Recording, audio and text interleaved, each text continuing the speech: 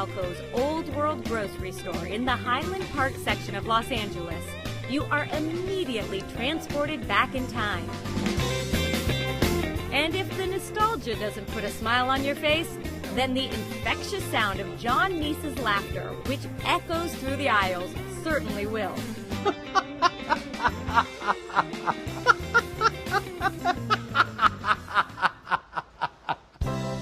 And then you spot the motto that John has lived and breathed by since he took over management of the family business in 1995. It says just about everything you need to know about Galco's. If you look up on the beam, you'll say, freedom of choice. It's your choice, whatever you want. You make the decision. And then it hits you. Even though remnants of the past remain, this isn't a grocery store anymore. It's a store completely reinvented.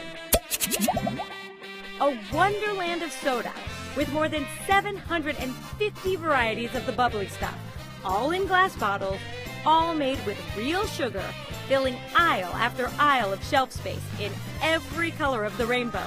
You can buy one bottle of anything in here. I'm not trying to sell you a 24-pack and spend your money for you. And especially if you only need 6 or you only need 1.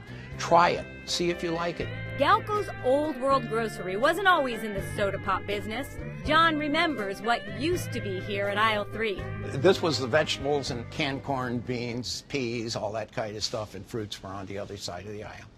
But, you know, that was then. In fact, the business, founded in 1897, is something of a Los Angeles institution.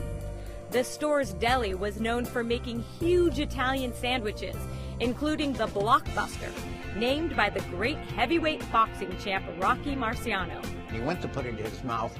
The sandwich was bigger than his mouth, and he said, hey, this is a real Blockbuster, and it's been a Blockbuster ever since. The store remained virtually unchanged, even though the marketplace had changed dramatically around them. When John took over the business from his parents in 1995, he could see the future was bleak for independent grocery stores. He knew Galco's wasn't likely to survive if they continued to do the same thing. I mean, it was just a matter of time. We were in a controlled collapse. John's motivation for reinventing the store came after he had a heated exchange with the local Pepsi salesperson. He says, I'm going to give you the best buy you're ever going to get on a pallet of Pepsi-Cola cans. I'm only going to charge you $5.59 a case. And I said, I'm going to send my customers to the Ralphs down the street because they're on sale right now for $1.99 a 12-pack. And they're selling them cheaper than I can buy them for. Why would anybody want to buy them from me? And he says, Pepsi-Cola is a demand item, and your customers are going to demand that you carry Pepsi-Cola. And I said, well, my customers would be happy. I was honest with them, told them they can buy them cheaper than I can buy them. They don't need to buy them from me. John courageously yanked the big soda brands from his shelf. And then the light bulb clicked on. You know, you should thank Pepsi-Cola for reminding you that you own your shelf space and they don't, and you can sell anything you want. He then set out on a mission to support the small soda companies, making great products that actually really needed his shelf space. I went out and I found 25 brands of little independent bottlers, and they were still in glass bottles, and I put them on the shelf. Not surprisingly, John's father, now in his mid-90s, was baffled by his son's plan. I said, we're going to do sodas, and my father just shook his head and never said a word to me. But he told Gail, who works here, he says, he's crazy. He is absolutely crazy. I'm absolutely positive of it. But it turned out that's what people were looking for, but nobody asked. It's really easy to make decisions when you're going broke. There's no bad decision. They're all good. You're going to go broke anyway. You can try things. For John, the gloves were off and he was in a battle to save the family business. Having a myriad of interesting choices was his way of differentiating himself from every other store in Los Angeles. A little army can defeat a big army any day of the week.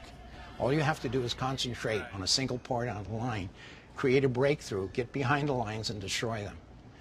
And that's what little business has to do in this country. Outflank them with more variety, do everything exactly opposite from what they say is good business practices.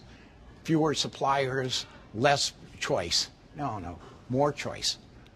Just overload them, continually overload them, and you win. Simple.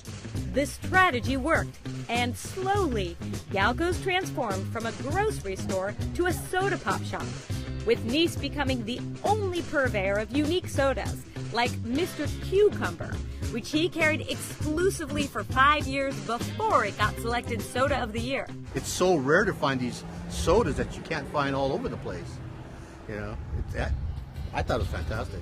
And even though some people miss the groceries, more people are walking through the door of Galco's to buy craft soda than ever before.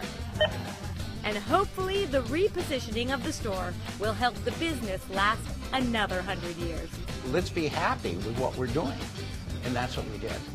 Became very happy with selling sodas. And people come in today and they look and they say, you know, you have the happiest customers I've ever seen. Everybody's happy.